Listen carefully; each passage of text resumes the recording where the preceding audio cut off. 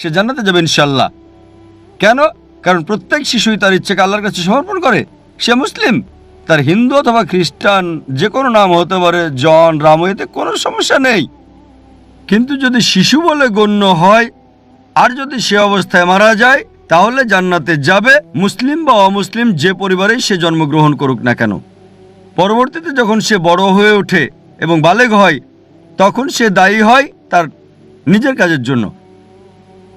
এ কারণে যদি কোনো শিশু অপরাধ করে, কোর্টে তাকে ছাড় দেয়, তবে যখন বালেগ হয় সে বলতে পারে না যে বাবা শিখিয়েছে তাই আমি এখন চুরি করছি।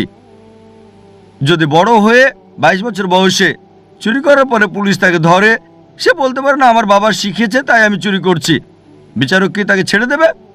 যদি 5 বছর বয়স হয়, বিচারক বলতে পারেন ঠিক আছে, সে শিশু, তার জ্ঞান বুদ্ধি হয়নি। কিন্তু যখন প্রাপ্তবয়স্ক হয়, তখন যদি বিচারককে সে বলে আমি চুরি করছি কারণ আমার বাবা শিখিয়েছে, তাকে ক্ষমা করা হবে না। প্রত্যেক ব্যক্তি তার কর্মের জন্য দায়ী। যখন কেউ প্রাপ্তবয়স্ক হয়, তখন তার দায়িত্ব হচ্ছে সত্য অন্বেষণ করা। আমাদের মুসলিমদের দায়িত্ব অমুসলিমের কাছে বাণী পৌঁছানো। ওই লোকটা বাণী গ্রহণ করুক বা না করুক, মানুষকে মুক্ত করে দেওয়া হলে যেটা হয়, দুটো সম্প্রদায় আছে যারা 1950 সালের আগে আধুনিক সভ্যতার কোনো ছোঁয়া পায়নি। একটা হলো কাপাউকি সম্প্রদায়, অন্যটা অ্যাস্টোরিয়ান অ্যাবরিজিনস।